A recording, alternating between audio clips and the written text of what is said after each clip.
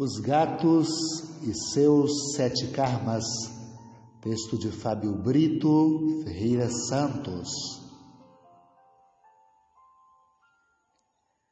Havia uma promessa feita à beira daquele caixão e ninguém ficou sabendo do que se tratava, visto que o silêncio imperava a todo instante.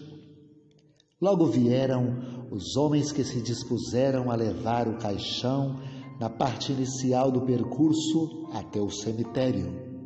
Cidadezinha do interior, o percurso é feito a pé, com direito à reza coletiva, enquanto o cortejo acontece. Alguns conversam assuntos da rotina, enquanto os mais chegados mergulham na dor dos entes queridos. O defunto era o senhor Urias, comerciante tradicional daquele município.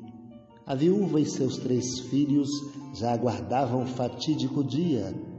O senhor Pedro Urias cumpria a sina de poucos dias de vida, após a última consulta, onde a doença de Chagas aflorou com tamanha volúpia e foi diagnosticada pelo médico plantonista daquele hospital. Ele precisa de repouso absoluto, inspira cuidados em razão da sua insuficiência cardíaca. Os cuidados foram tomados, mas a vítima de Chagas teve muitos órgãos comprometidos, o que adiantou a sua ida precoce. Renan era o filho mais novo e o preferido do papai, ficava horas a fio em companhia do mesmo na labuta daquele armazém. Queria ser comerciante também. Entendia que aquele movimento todo dava um certo ar de imponência e prestígio.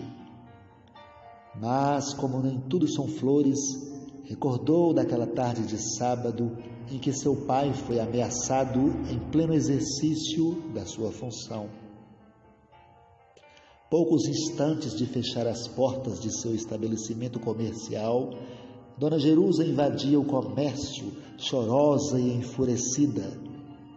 Meus 3 gatos morreram, senhor Urias, graças à ração que comeram. E adivinha onde comprei aquele veneno ambulante que o senhor chama de ração? Foi aqui mesmo, e muita gente é testemunha. Vou processá-lo, apesar de saber que isso não vai trazer meus queridos bichanos de volta. Deixa estar, assassino de gatos. Dona Jerusa saiu tão rápido que o senhor Urias nem sequer teve direito de resposta. Apenas ficou encabulado diante de tanto barulho e ódio contido numa única pessoa. O filho assistiu a tudo com muito medo e espanto, apenas disse ao pai: por que será que nosso gato Hércules comeu da mesma ração e continua forte como touro? Seria então pelo nome? Aquela velha está de birra com o senhor.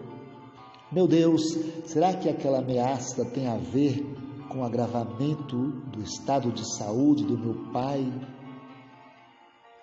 Nesse caso, o processo tinha que ser para ela. Desde que estava diante do caixão, prometeu que haveria de se tornar um futuro veterinário e, pelo grau de sabedoria e dedicação aos estudos, não era uma promessa assim tão distante. Algo incrível marcou o fim daquele velório. Após todos irem embora, a mãe e os 3 filhos permaneceram um pouco diante do túmulo do senhor Urias antes que o cemitério fosse fechado. Notou que 3 gatos rondavam o túmulo sem parar. Depois de algumas voltas, os 3 gatos deitaram-se ao redor daquele túmulo. Segundo moradores daquela cidade, a viúva levava ração para aqueles gatos 2 vezes por semana.